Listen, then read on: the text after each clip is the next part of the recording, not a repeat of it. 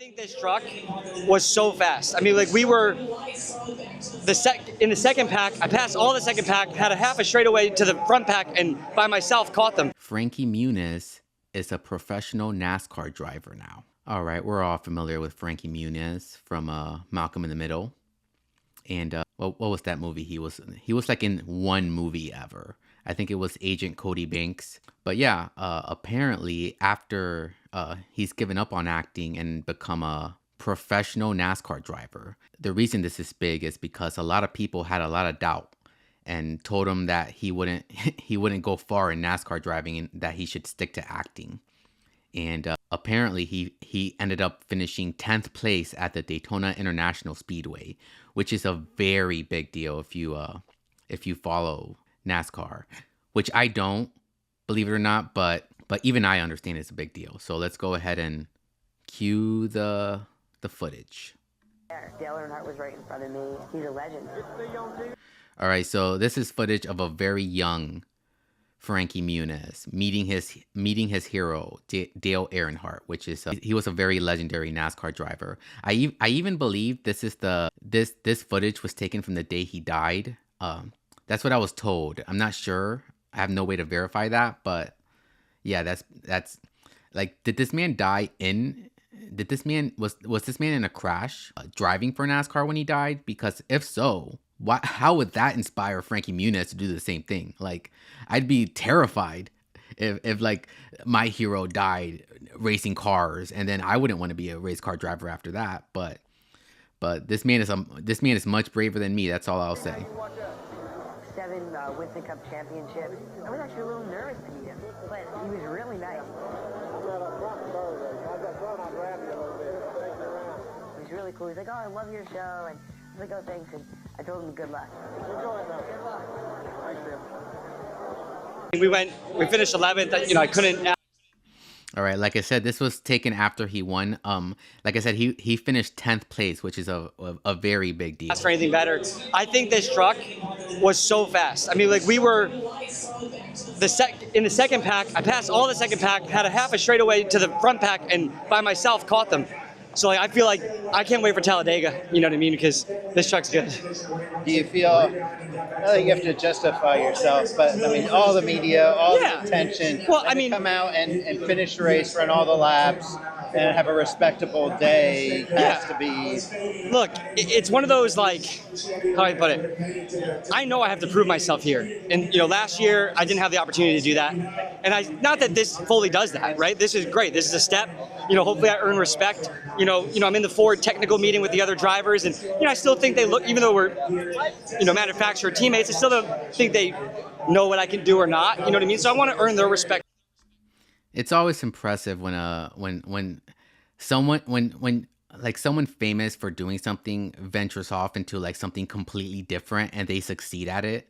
Like whenever like a musician becomes an actor and they end up being a very good actor, or vice versa. Like when an actor ventures into music, like you normally don't see a lot of success stories with celebrities venturing off into like, you know, other spaces. Normally like people put celebrities in a box. So like if you're an actor, we don't want to see any other stuff. We just want to see you as an actor.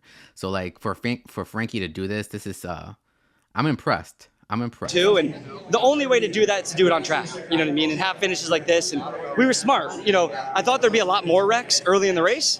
You know, so like I started second guessing the decision of like hanging back because like, just no one's wrecking. But man, it worked out. I'm happy. This was great. This was awesome. I don't know why. Well, from all right, so this is a little afterwards. He did an interview, and I guess they asked him about apparently there's a Malcolm in the Middle reboot coming out, or maybe not a reboot, but a sequel series. I'm not sure, but I think they asked him about it. So let's go ahead and see what he says. When I read, there's a reunion show coming. There is. You know, yeah. So you're going to ruin that. Are people, I mean, I don't know if you can talk about that yet, but is it like just what should people expect, or if you filmed it already, what was the fun part about doing the reunion? Yeah, no, I mean, we have been talking about doing like a reboot or reunion show of Malcolm for, I think over 10 years now, before all the reboots even started coming back, but kind of getting everybody on board and timing and getting the original creator, Linwood Boomer, on board, that was a big thing, because obviously we don't want to tarnish the Malcolm brand in any way. So you want it to be the original crew, the original...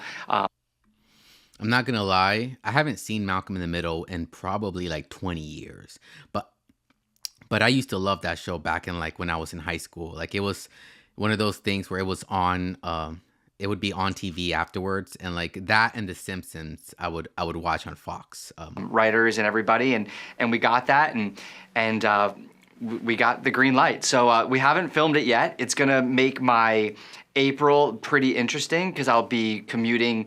They are working around my NASCAR schedule, which I think they told me I'm the first person they've ever had to like work around a schedule, because normally like an actor just is committed to the acting.